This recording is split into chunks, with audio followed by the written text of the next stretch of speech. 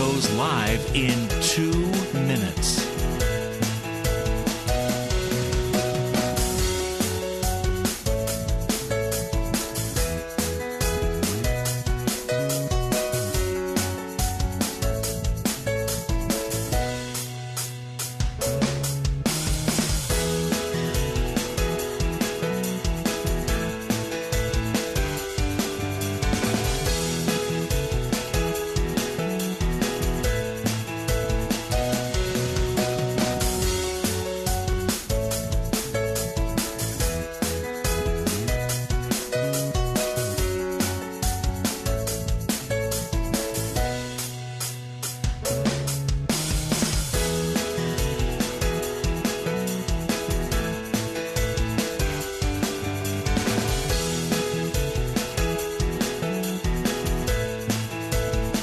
Lynn Cullen live in 1 minute.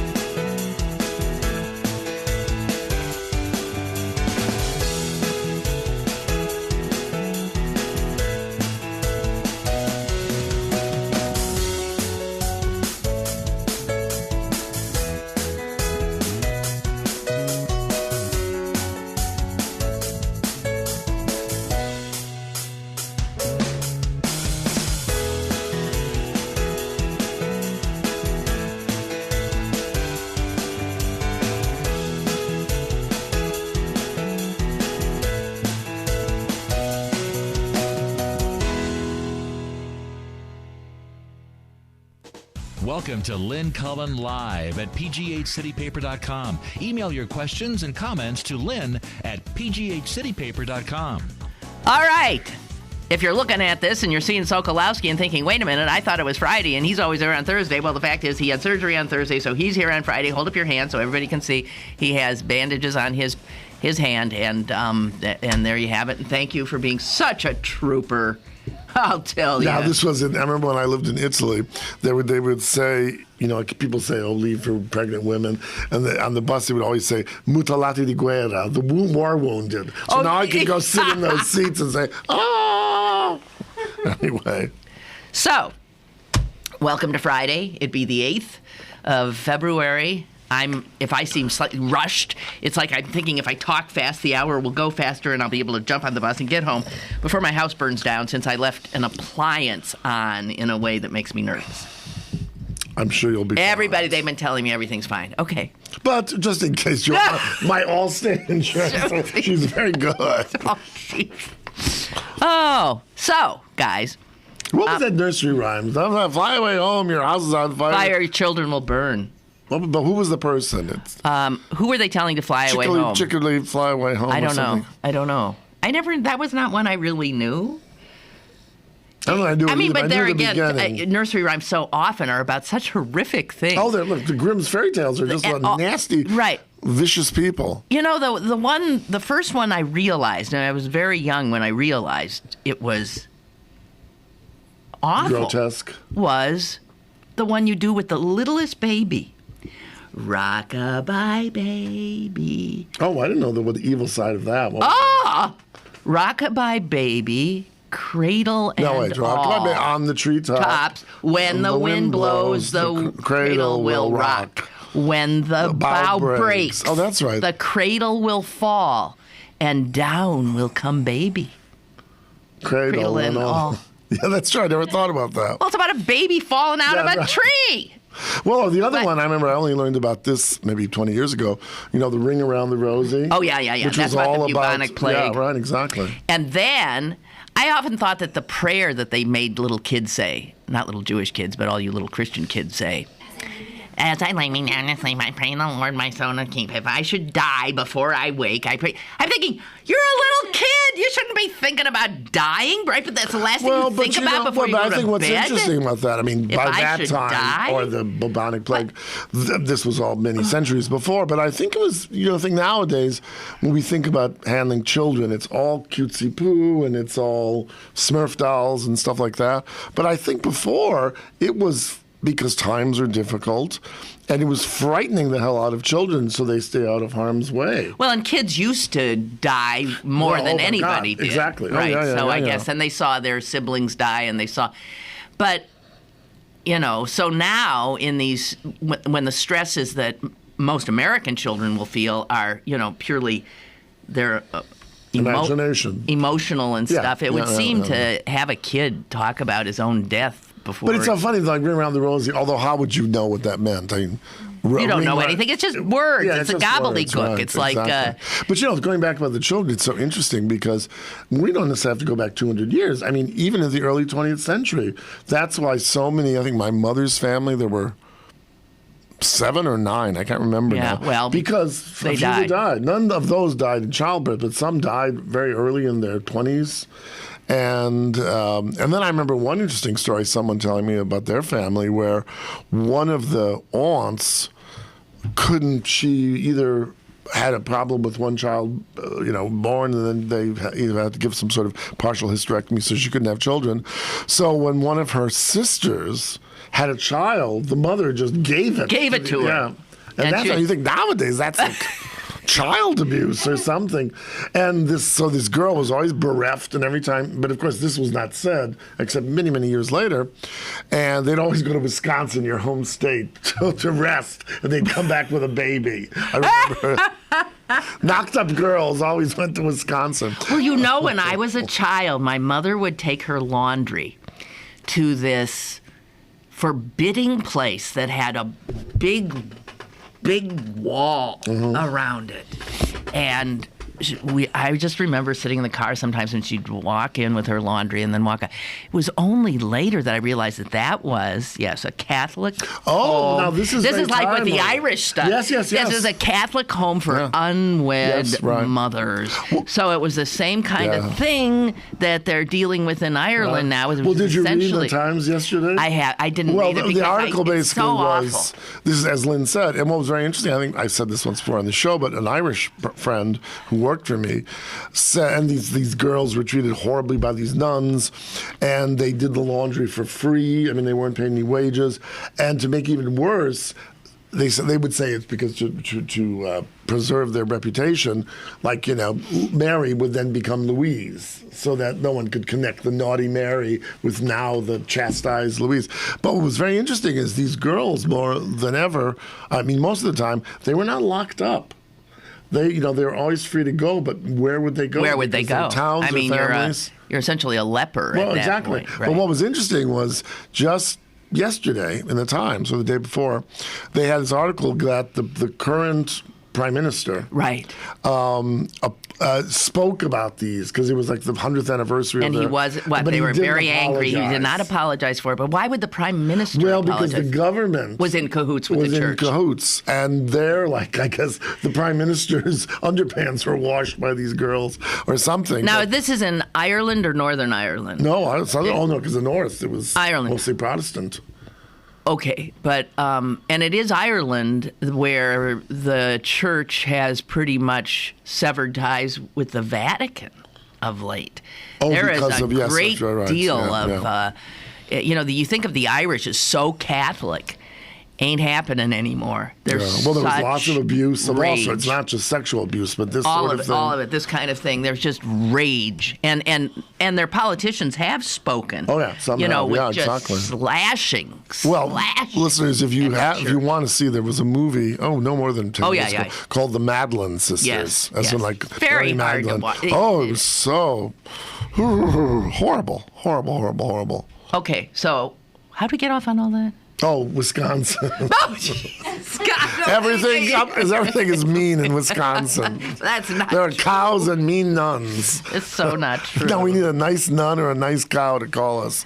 Or maybe they're one and the same. I didn't say that. Okay, now I am looking at a piece of art.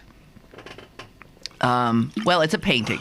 And I'm finding a lot of things that I'm impressed by in this, frankly. I mean, sitting next to Tom Sokolowski, that seems like an absurd thing to say, but because I couldn't do any of this. I couldn't come close to doing what we're talking about is a painting. Self-portrait. Self-portrait done by George W. push. This is one of the items that has now been put on the internet because a hacker got into the Bush family. I think he got into the sister, Dorothy. Okay. Sister Dorothy's email. At any rate, that provided incredible access, so much so that my understanding is that this hacker now has the security code for the ranch. Oh, my God, wow. Has all kinds of personal emails back and forth within the family. Has an email sent by Brit Hume, listen to this, from Fox News, after the election to, I guess, W, expressing his, and I have to tell you, there it is right there. Anybody who thinks for a moment that Fox News is in any way a legitimate news organization, you will not, there is no way that anyone who would consider themselves genuinely a journalist, especially one covering politics, that you would write, a sympathetic email to the president about the bad showing of his party. I suppose you could say he could be, from past experience, a personal friend, but then when do you whatever, I don't know. I'm sure Hume is plenty well, no, that's right. Embarrassed. Wasn't he at ABC? He was at ABC. Yeah, I thought so. He was at ABC and then went to Fox. Okay, so we're looking at all of this, and there's great hue and cry today. The Secret Service is upset. Everybody's all over this. Blah blah blah. But before we get into the more serious things, I want to talk about the painting. Yeah. Well, because I have you here. Okay. And because I just want to say this. Yes. He doesn't, the right. cartoon image we have what's very interesting about this painting, the more I look at it, I mean, it's not incompetent. Well, let's explain what it is. What it is, it's a painting. It looks like it could be life-size, and it represents a man, and it sort of looks like W. It is W. From the waist up, naked, in the shower, with the shower with a mirror hanging from the shower and one of those head. Shaving mirrors in which you see sort of blurry and the steam his face. Now, what's interesting about it is it's a very difficult conceit because you're seeing, let's say, the whole man on one level from just the back, but with the reflection in a mirror. But those of your listeners who know the very, very great famous painting called Las Meninas, which is a painting by the artist Velázquez, who was painting the daughters of the king of Charles V with their little dwarf maids. And you see the reflection of the artist is his back to you. Oh, yeah. But you see the mirror of the king's face. So, I mean, Bush maybe was thinking of that, and he wanted to play off of that relationship. I mean, it's very clever, but I mean, what I'm looking at is... this looks absolutely lifelike. No, that's the wooden. Oh, it is. So it is white. That holds the. Okay. Easel. But no, but so the water looks pretty good. Water, and then you have the reflections of the light through the glass. And of the then shower. He understood that to define the musculature is the least. Yes, it could be breasts, but no, but it's a very sophisticated attempt at composition. I would agree with that. It's not just a flat bowl of pansies. It's very clever. Okay. Maybe we should write him a letter. Gee, Mr. President, 2 liberals, 1 former museum director. Just think you're peachy. And weren't you thinking about Las Meninas when you did your paintings of George coming clean? Well, you also wouldn't that be a great title? You also get a sense of what his shower looks like. Yeah, right, exactly. I'm sure that's. How often do you I'm get sure into that's travertine marble, dear. I'm sure it's not. Okay, it's very nice with a big glass door. Yes. Okay. Right. Now, here's my criticism. Yes. If you look at how his body is positioned, yes. There's no way his head is over right. there. It's that part. His head would be the because actually he's almost, you can see with this, you're looking slightly to the this right, way, and then so that doesn't make sense. So he would have to have positioned although the body. You could say maybe the mirror even is not flat, but that's right. Where he loses the subtlety of abstract. But if he keeps paying, we'll show the other one. Okay. Well, they can't see it. Jess, are you going to be able to put these up on our website? Yeah, okay. Well, I will. But Monica, the other picture that we have. The other picture that's out there is Rub-a-dub-dub. Is a picture of him, is a self-portrait of him right. in the bathtub. Right. Okay, now you said if you were a Freudian. Well, I said it's very interesting that they're both about cleansing. They both also deal with nudity, although we don't see any of his nutty bits. The other one, it's as if if you were sitting in the bathtub, water up to your pubic, up to your navel, and you had a camera and you were shooting at the tap end and you could see your toes sticking out. But the other interesting thing about this, and I'd really be curious, I'd almost like to send him a letter, because that too, there's many. I mean, for example, at the Carnegie Museum of Art, there's a wonderful, wonderful painting here in Pittsburgh by Vuillard, the French Impressionist painter, of someone in a tub. Okay, well, here... So I think here's someone who's either gone to museums or has been intrigued by these, or maybe the other side of it is it's the only place in the damn house that he has his seclusion.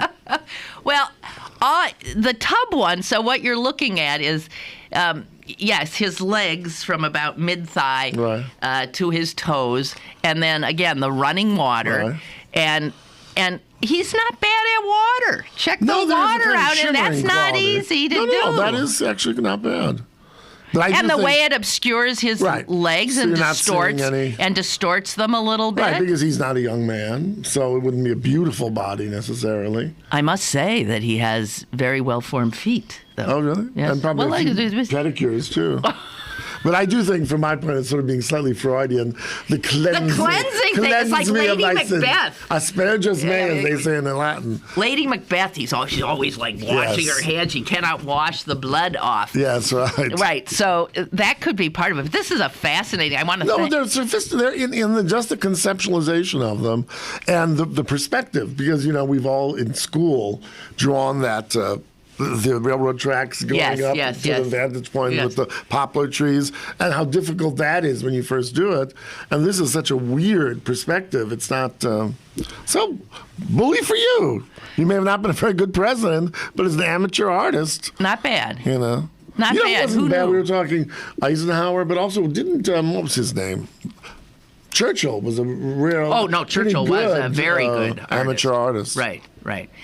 So... I mean, it's just now for those who don't want to think of this man as a human being, but just as somebody you hate, right? Oh, I don't know if I ever thought that. No, I can't do that, but I know some of you can, right? Some of you guys can. And in fact, Jared Day, the history professor at CMU, sent me.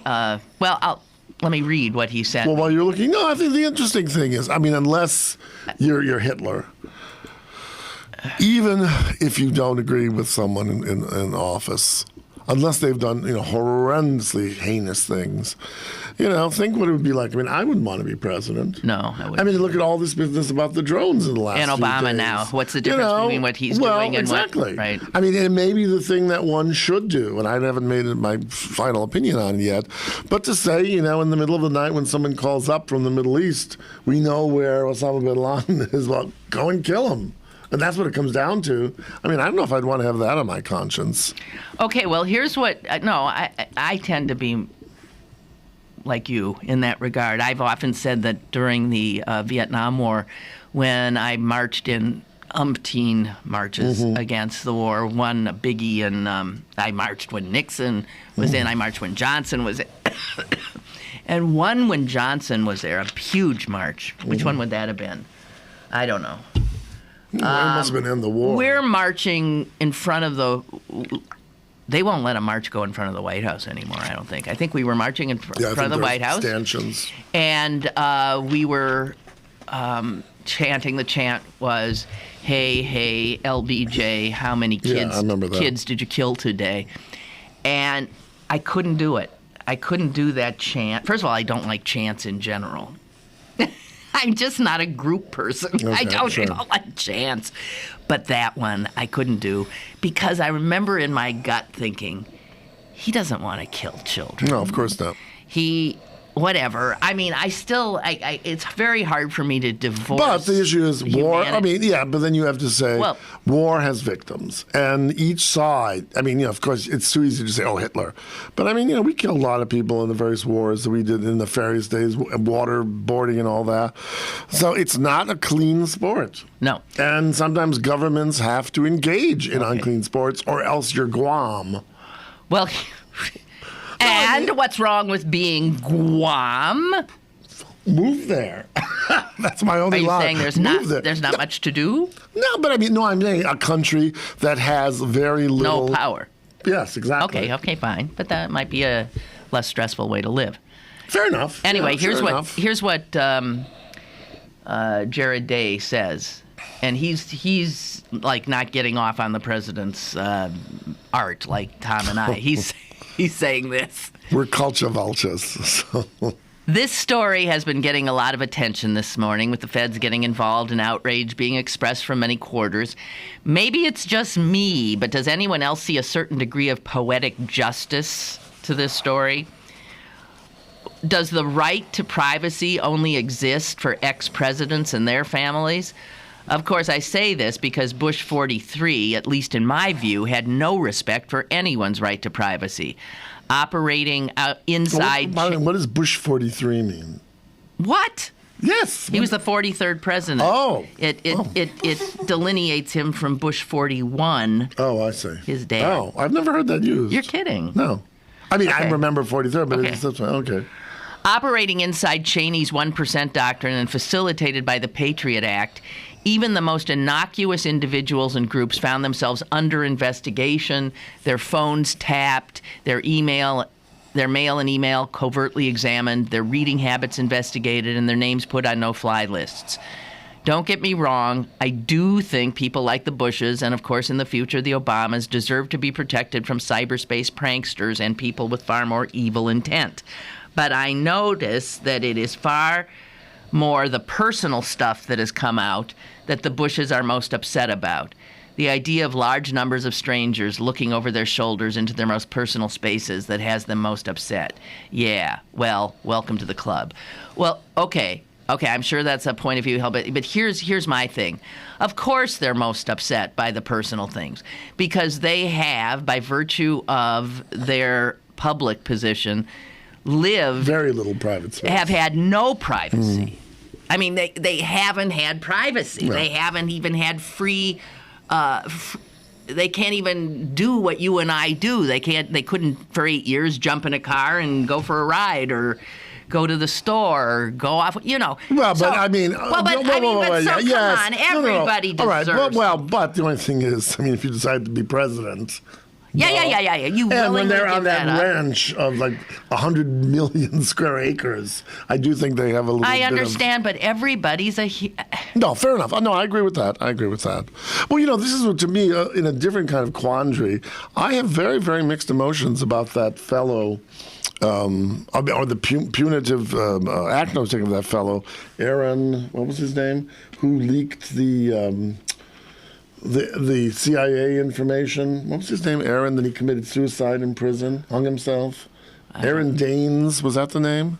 Why don't I know what you're talking about? Well, he was the one who leaked some information about one of the actions in Afghanistan because he was party to it and he didn't agree with what was happening. So he leaked what happened, and the president and the FBI and the CIA and the military were not happy. It was a big deal, and they put him in jail. First they put him in and no one could talk to him. They wouldn't let legal counsel. You don't remember this? I don't know why I don't. I know his first name was Aaron. And then he was put in what do you call it? Basically was solitary confinement. And then before... You're not talking about this young man who's 25 who just killed himself. Yes. Who was one Aaron of the... Daines who invented something on the internet. I mean, I have paid no attention. But he basically was a... Yeah. We got a call? Thank God. Someone's remembering. Jeez. Listening to two old idiots talk. I know. Here. Hello? Aaron Schwartz. Okay, it was Aaron Schwartz, but was he... And he wrote the RSS code. That's what it was. And he did Reddit. That's right. Oh, and he did Reddit. See, and he was 25 years old. He had been arrested, was going to be charged with some or put away for, so he had done a plea bargain and was only going to be away for 6 months. Right. And still he killed himself. I mean, I'm torn on that. I used to be suicidal, and then after I read Camus' Myth of Sisyphus, it'd be the last thing that I would ever want to even consider. Sure. Because, I really don't know how I feel about that gentleman. I think that it was prosecutorial overreach. Right. I think a lot of people thought he was really getting, but the reality is the stress he was under, created by what, his own action, and then the government's overreaction. Did he really not have the whole conviction of everything that he was doing? Maybe not. And he's so young. That's so young, even if he is brilliant. Who knows also above and above the legal stuff they were going to bring against him. Who knows what kind of financial. So that was the Obama. That wasn't Bush. That was the Obama. No, Obama. But I'm saying it's the same sort presidency of thing. they went after. Does government have the right to always hold every bit of information, even if it is nefarious, and maybe the electorate should hear about it? Right. I mean, and then also the whole Bradley Manning thing. I mean, that guy was in for how long? 2 years before the court-martials even started? Right. I think what they did with Bradley Manning is so clearly outrageous. Just outrageous. That any American citizen would be subjected to that level of cruel well, in our society, forget even governmental. Before trial. Even in financial, when all the stuff was going on with IGA and what have you, people do not like whistleblowers in our society. Everyone says when they first blow the whistle, they love it, and then they're just totally isolated. Oh, yeah. I mean, I have a friend. He was a forensics investigator in the FBI, and he had somebody had taken over the position higher than he and was rewriting his reports. And one of the reports that they rewrote was the Oklahoma City bombing, because the amounts of explosive that they found there were not actually found there. Oh, that was evidence that was put inside, and they changed the amounts. To make it look more so the guy who blew the whistle on the FBI, he got fired. And there's a great book out about it called Tainting Evidence. That my friend Doug Kelly did from Washington Post. So, I mean, the issue that comes up here where, none of us want our emails, personal things hacked into, like this has now happened to the Bushes, but our government does engage, and the private sector, we have no privacy anymore, pretty much. Oh, no. None at all. Wiretapping, bugging. So it's interesting when just walking down the street, you've got I don't know, I'm in Palm Springs. We've got cameras everywhere. And I'm sure Pittsburgh is the same. Yeah, and we're getting more and more. Right. Yeah. Well, and who knows, since we're all downtown Pittsburgh is Wi-Fi'd, there's probably some way that every conversation, if you're walking on the street, someone is, what's her name? Well, Sophie Maslow is listening and reporting on everything. I don't mind. The government shouldn't, but I don't know that I want to be able to walk down the street on my cell phone and have myself interrupted by somebody else's signal. No. That's true. No. And then there's that thing, if you're not doing anything wrong. Right, exactly. Yeah, true. I mean, I haven't done anything wrong. I've done some pretty embarrassing things on the Internet that I wouldn't want out there. Yeah. Well, the presumption, anybody who operates anymore with the presumption of privacy is out of their minds. Yeah, right. So and then of course, then where is the law going to be? Where we do have an expectation of privacy. Right. Well, are we in 20 years? Well, sure. Okay, and here's no, obviously not. And here's the thing. So you get a hacker like this who's saying, "Hey, you guys do it to us all the time," which is sort of Jared's idea. Right. So here's some payback. We're taking it the other way. The little guy is going to look in your closets and under your bed. Okay, I can see that, but the reality is then everybody, I could be the target of both a hacker like that Yes. and a government agency Sure. and a private business thing trying to or figure out what I'd like or to your buy. husband. And You don't have a husband now, but this morning on today's show, just before I came here, they did a survey because it was about what about following your spouse. Well, and 50% of these people, 50% had looked at their spouses or their husbands, cell phones and stuff, and emails. Cell phones and messages and Sure. So, computer caches. Give it up. Give it Ain't up. no more trust. No. Hey, thanks. Well, welcome to life in the 21st century. That's Indeed. right. Hey, thanks for the call. Peace be upon you both. Love you. Thank you. And also on you. Is that what they say? Peace be. And with you. And also with you. And also with you, right. With you. And here's a break. More is on the way with Lynn Cullen Live. Pittsburgh City Paper is available now. Pick up one today for great ideas for Valentine's Day. Plus, John Pinette, Dark Star Orchestra, Aaron Smith, and News of the Weird.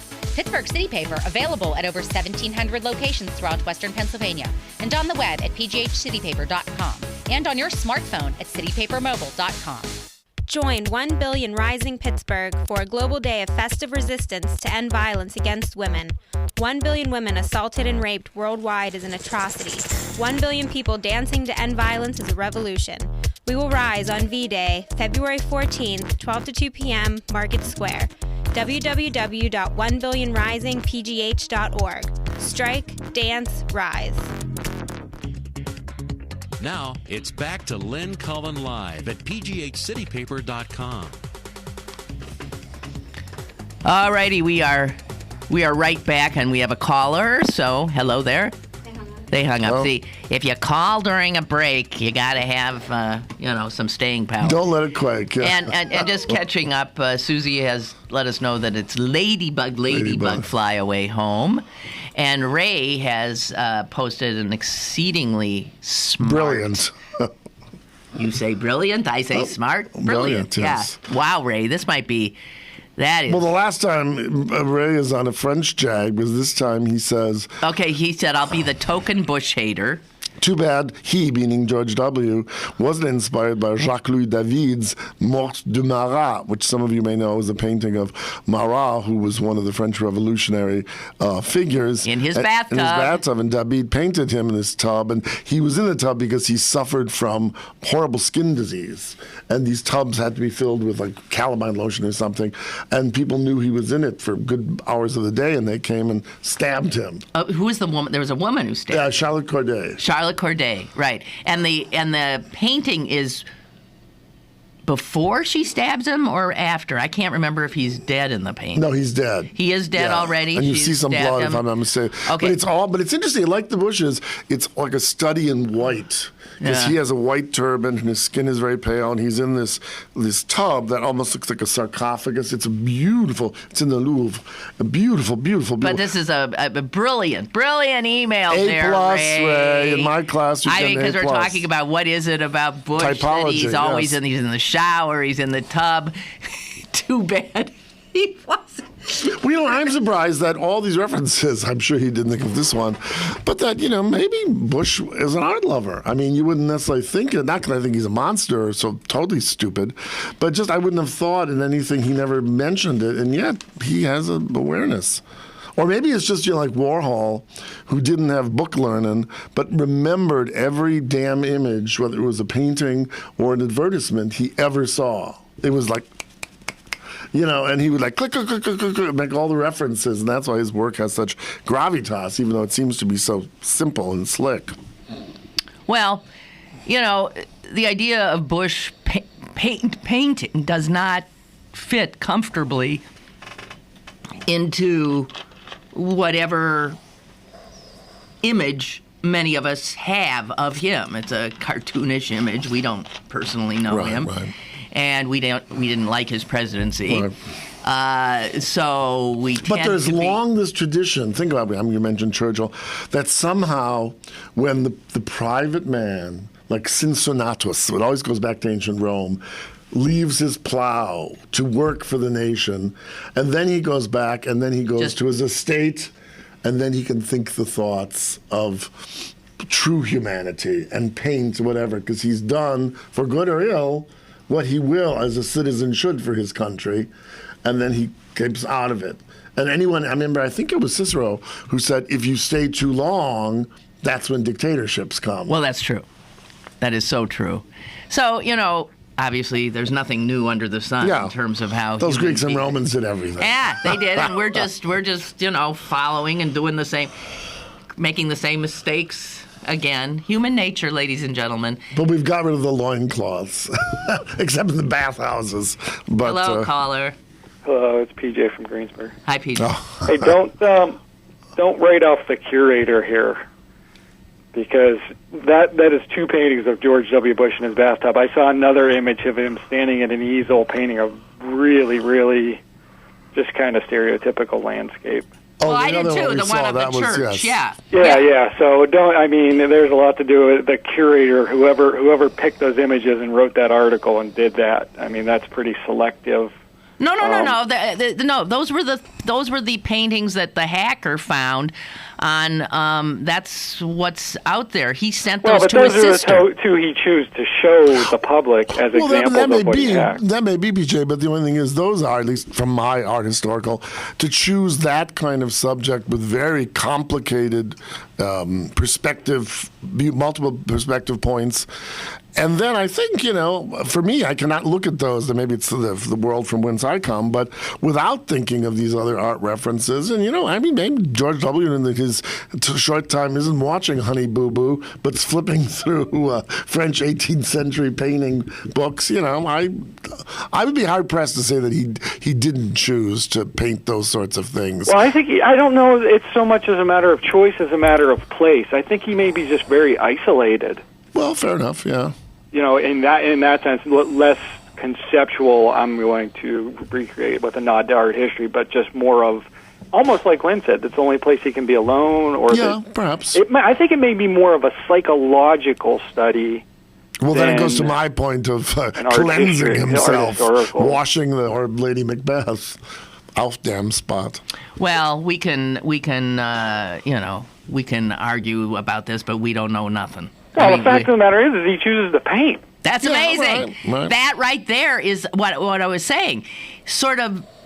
Rather than strumming a guitar. Well, it's harder to come to terms with that. Now, you're a painter, PJ, so, I mean, to think of this guy who you don't have any... I mean, that's something that he finds solace in or interest in, and that there's a creative side that needs to come out. I remember one time. I thought, when I saw that, everybody always said, they voted for him because they'd like to have a beer with him. I think I would like to talk about painting with him. There you go. Well, hey. It's okay. I remember you. One time after LBJ retired, I remember they had him and Lady Bird on their ranch, and they were singing this song, Pedernales, lovely river, because the Pedernales River goes through their huge Who, LBJ ranch. and Lady Bird were? And it wasn't quite like Dolly Parton, let's just put it that way. But they're human. I know, but I mean on TV, Pedernales, lovely river. I love that. I love seeing people as people. Well, that's true. I just love that. I love that. It's easy. You know how they say if you dehumanize someone, you can then hate them, and then you can kill them. Right, that's true. That's what... Except the only thing is, we really... Well, all right, he was then retired, etc. But do we want to see... I don't think we necessarily have to have someone like FDR, although he died before I was born, but I still think back, he was such a great orator, and his words even today are so potent about war and whatever, and infamy. And somehow I like a president or king or whatever to be that way. I don't want him to be folksy. I always remember when Edward VIII stepped down from being king, and someone said to Churchill. Churchill said to, who was the English writer? I can't remember now. And he said, well, I don't see, why can't the king have his cutie? And, who was the English writer? He said, I don't want a queen cutie. And I think there is something to that. I mean, we want someone to look up to. And even the Obamas, and they're probably as down to earth as anyone, but they have a certain hauteur, a certain sense of place. You can tell that they're by nature very private. You can tell they're very private people. They'd rather be with each other than clearly anybody I think else. That's probably true, right? Jared, yesterday, in his when he sent his blog or whatever news nuggets out, had a picture of the Obamas on one of their date nights that they try to have from last year, and they're in a booth in some restaurant. It's a dive or whatever. I don't know what it was. It's a little booth. And they are engaged in conversation, but they're both leaning into each other, and they're laughing, and there is such a wonderful sense of love and loving each other. I'd like to know how many intimacy. Did they have to empty the booths around them to 20 feet or something? I don't know. Well, didn't the Clintons used to then pop into their favorite Thai restaurant? I remember that from he was always heading into Burger King. I once went. I gave a lecture in. What was his state? Arkansas, wasn't it? Mm-hmm. Yeah. What's the main capital of Arkansas? I can't think of it now. The main capital? I mean, the capital. Or the minor capital? Yeah, no, the state capital. Would that be Little Rock? No. Yeah, Little Rock, Arkansas. And I was taken after my lecture to Bill's favorite place. Yeah. Oh, my God. It was this greasy spoon. And everyone was just, you, the volume level, and the food wasn't finger looking good. They had these tamales that supposedly the president would airlift these tamales to Korea. Well, you always love the food from your, I know, but this place was just... I've got a place that I go back to. It's a dive in Green Bay, Kroll's, that, I always tell people, it is the greatest hamburger. There's nothing like it anywhere in the world. And I have to admit, some people have agreed that it is really great, but it's odd. It's an odd hamburger. Okay. And my son, the biggest way that he has of annoying me is he started out liking Kroll's. Now he has decided. Oh, I see. It's awful. They take a hamburger patty and they stick on top of it everything you can imagine, but the big ingredient is butter. Now, to put butter on a hamburger. It's already greasy. It's melting. It is like melting butter that's oozing out. And the then butter is wonderful. delicious, isn't it? Oh, my God, you could die. You could die. We got to take a break. Be right back. Stick around for more with Lynn Cullen Live after this. Here at the GED Pep Talk Center, we've got a pep talk that can motivate you. Sometimes things don't always turn out the way you want them to. You can improve your future. Now get your game face on and take the first step towards a better life. Hurry up. Don't make me repeat myself. Whatever level of motivation you need, we've got a pep talk for you. Call 1-877-38-YOUR-GED or visit yourged.org for your pep talk and for free classes in your area. GED is a registered trademark of the American Council on Education. Brought to you by Dollar General Literacy Foundation and the Ad Council. Go to bergbargains.com for great deals on meals from your favorite local restaurants, museums, and shows. This week only, get discounts up to 20% on gift cards to Applebee's. Supplies are limited. bergbargains.com, Pittsburgh's best bargains. bergbargains.com. You're listening to Lynn Cullen Live at pghcitypaper.com. Once again, here's Lynn Cullen. All right, I think we're going to change topics. And Lynn has her basket full of I do. clippings. We could get into the fracking thing. I don't want to. No. Thank you. Although I want somebody to tell me, am I remembering this right?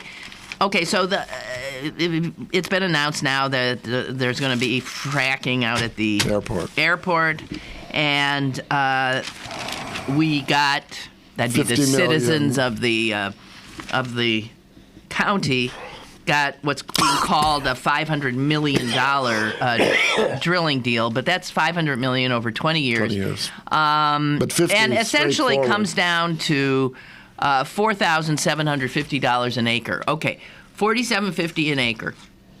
Now, I swear, please somebody find this for me. I suppose I could go looking for it.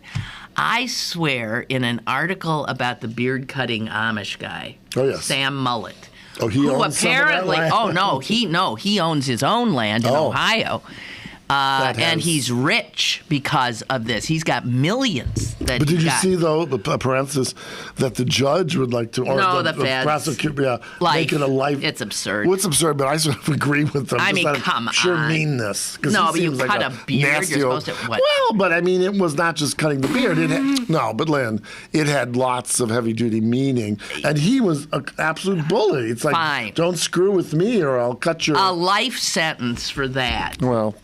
Even if you call it intimidation, slightly terroristic, all that kind of... Well, about 20 years. No! Yes! That's ridiculous. Anyway, so... All right. I swear there was an article about how he got all this money from gas lease. Right.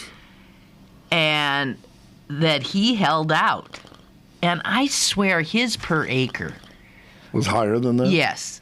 I'm thinking it was a lot higher than that. And I read it somewhere. But might it be, even though this shale thing extends, maybe there are ways of saying, what's the epicenter? Maybe that's richer. Then by the time it goes out to certain of the tributaries, if that's the right word, it's less dense, so therefore you're not getting... Maybe. I don't know. I don't know either. All I know is I think... Sam Mullet beard cutter got more than Rich Fitzgerald. Okay, so Susan writes, as a child, we're back to if I should die before I wake. Yeah. And this is so true. As a child, I never knew the words in the prayer were if I should die. I thought it was one word. If I should die. It's also got Pittsburghism and that. If I should die. Well, if you ask an individual child, I did this when I was working in TV a lot. I would, you get a children's little chorus together, and they would sing the Star Spangled Banner so beautifully for you.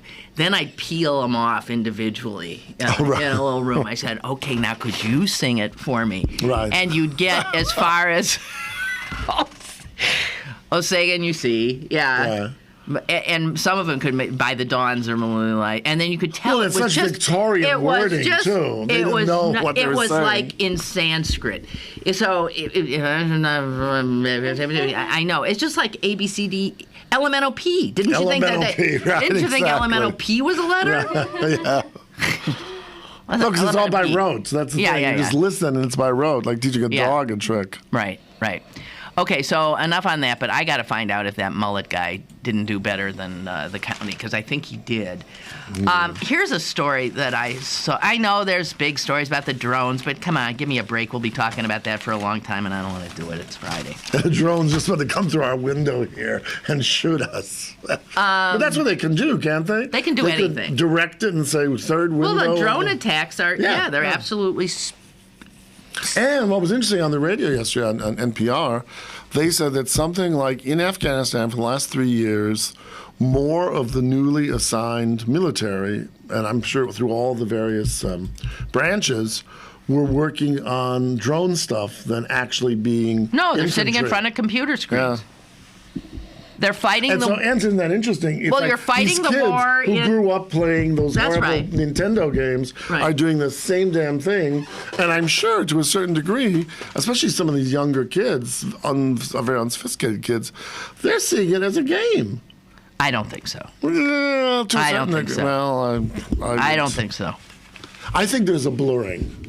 Because when you have to stand in front of someone, and I really believe this, with a gun or a knife, it's easier to kill at a distance, just as it's easier to bomb in a bomber than to kill someone with a bayonet. It's not a human being, of course. But war increasingly is very clean. Is going to be clean like that. Clean. And as much as we can get our people off the battlefield and let robots do it, let drones do it, let whatever, we will do that. And it will make war easier to get into. But I just had as an iconographer, I just had a thought. How is that different if you look at the Bible and think of David and Goliath? The armies sat back and they each sent a warrior, and I can't remember who the Elamites, I don't remember, one of those tribes, sent Goliath, and he was this Terminator. You know, and little old Goliath, David comes out, and as the Bible said, he could not, what was it, the English phrase? He eschewed armor because he knew it was too heavy for him. And he beamed the guy with, you know, in the story. Yeah. But that was in a sense like sending a robot. This big guy who was like... Those are proxies. Proxy war. Proxies. Well, that's a proxy war. Well, but it's no different, really. That is, yeah, well, I don't know. The Bible always, you know, predated everything. There are drones in the Bible. Probably Sam Mullet would agree with that, but... Here's something I read that just so boiled my blood. Oh, dear. There's a minister in Newtown. Where the kids were shot. Who is in very hot water with his denomination, with the leader of his denomination. And he has had to apologize. He has had to... You know what his crime was? You recall when President Obama went to speak in Newtown? Right. There was a, you know... outpouring. And the president spoke after a number of representatives of various religions. Clergies. Yeah, so there was, I don't know, there was a Hindu, there was a Muslim, there was a rabbi, there was a priest, there was this guy, the Reverend Rob Morris, who's Lutheran. There was somebody from the Baha'i faith. I'm sure it was representative of all the religious groups in that grieving community. Well, the pastor is in big trouble because he is not, he violated a rule, a prohibition against joint worship with other religions. This was from his congregation, his denomination. No, the head of his denomination, which Lutheran, is somewhat... Whatever it is. He's the pastor of Christ the King Lutheran Church in Newtown. And he gave the benediction at the memorial service on December 16th, which included, you know, the president, the families of the slain children, and all that, and there were other clergy there. And in the days after it, there was mounting criticism, a barrage of criticism from his denomination, the Lutheran Church Missouri Synod, 2.5 million member church. And he was called on by the president of the synod to apologize. And... Well, you know what it says to me? It's his business, and I put this, I'm working on an essay on this in an exhibition. Orthodoxy. I mean, we're orthodoxy, left or right, Christian, Jewish, Muslim, trumps everything about humanity, appropriateness at a situation. I mean, what more wonderful thing can any of those clergy people have done, clergy persons, than to get together in their own way, in their own faith? His crime, according to his denomination, was that he was part of something in which people who are purveyors of false religion. Balderdash. Heathens. In fact, the word heathen is used in here at some point. Heathen. And here he even says in his letter that he had to write to his congregation. And he said that I have often spoken of the differences between Lutheran teaching, quote, and the teachings of false religions, such as Islam or Baha'i. In the 21st century. Guys, this is disgusting. No, it's disgusting.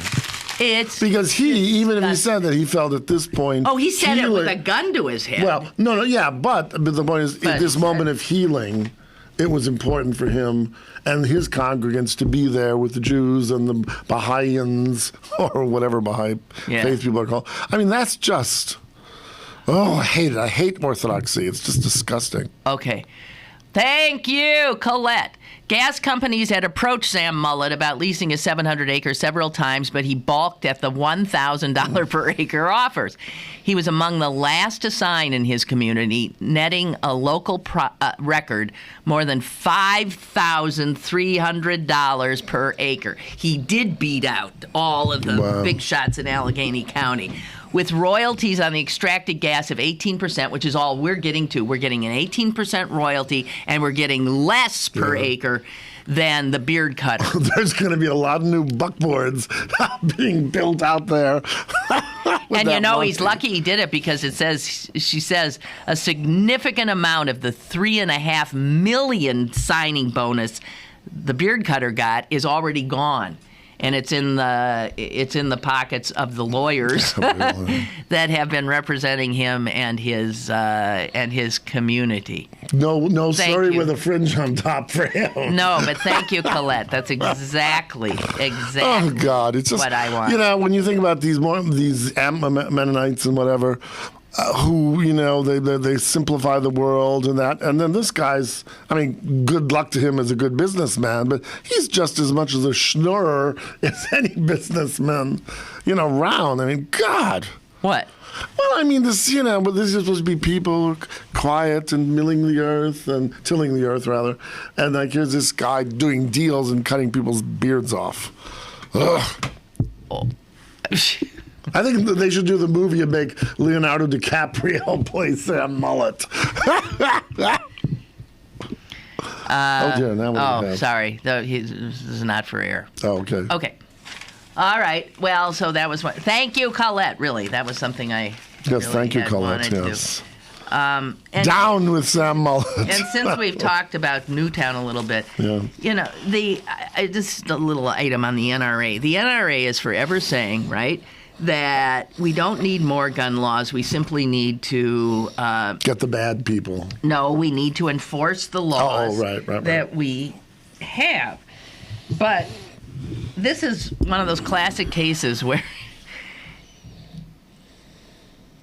they have worked zealously to dilute all of the laws that we have. They are so full of crap, it's beyond belief. And when you start looking at what the NRA has done in the last 15 years, let's say, to weaken the existing gun laws. Exactly. And they've done it with, such success. We had talked about this before. The fact that we have the ATF, that's supposed to be in a position, that's the regulatory agency, that's supposed to be able to keep track of the guns. They are actually enjoined by rewriting of the laws from doing anything reasonable that would allow them to do their job. And the National Institutes of Health have been enjoined from doing any research on the impact on public health of guns. They cannot collect information. They cannot, and if you can collect information, the NRA has worked again diligently to make that information as hard to get as possible and to put every stumbling block you can think of in the path of law enforcement to get information. So you have the Firearms Owners Protection Act. This was one of the NRA babies, and this law actually said that the ATF could only inspect a firearm dealer once a year. Once a year, okay. Then, if a firearm dealer was found to not be following the law, it took that and took it from a felony, made it into a misdemeanor. It also, get this, that act prohibits the ATF from computerizing purchase records for firearms, so that everything is kept literally on scraps of paper. So now, if what would be the logic of that? Well, I mean, if grocery stores can find out we know what how the many logic of it is. cans of, the logic is chicken to with tie rice the soup has been hands. sold in a single day. And it goes on and on and on. Here's another amendment that passed in 2003. It was tacked on to a Justice Department appropriation bill, and it said that same day. Oh, they had to destroy background check records. God, requirements such as the same day destruction of FBI background check records, and also limits who can see those records and any data from any traces done on guns. In other words, the ATF is not allowed to do what the ATF was formed to do. But anyone can see your credit report because you were a month late for paying your Macy's bill. Have you thought, something just struck me when you were reading that, do you think, now I know the president is now pushing through with Biden and Nancy Pelosi, et cetera, legislation, we'll see where that goes, but do you think now it's been, a month since Sandy Hook, do you think we've all gone soft? Have the country sort of said, oh, how sad, oy vey smear, and now we're on to something else? I mean, the country has sort of said, oh, yeah, the NRA. I think, even this, I don't know what happened. Do we have to lose 8,000 children for people to wake up? I think this one is still... percolating? It's percolating. I mean, I can just tell you from all the past massacres, this one has some more legs. Staying power. Yeah, It's hanging on a little bit more. But I'll tell you what. I'm ending the show because I have to get to my bus. And Ladybug. I'm flying away home. My little cats are in my house, and I'm afraid they will burn. Or maybe they'll all be frizzed up to look like Dolly Parton. Oh, no, I gotta go. I've been so nervous this whole hour. Okay, hey, send an email and tell us you're okay and the cats are okay. Sure, and the philodendron hasn't died. Okay, tune in 4802 on WQED tonight at 7:30, and if I'm there, you'll know that I'm not in mourning for my, and I'm not homeless. Okay? All right. Thank you. God bless you. Thank you, Tom. We'll see you next Thursday. I hope. Yes. Have a wonderful weekend, you guys. Stay dry and warm, and toodaloo.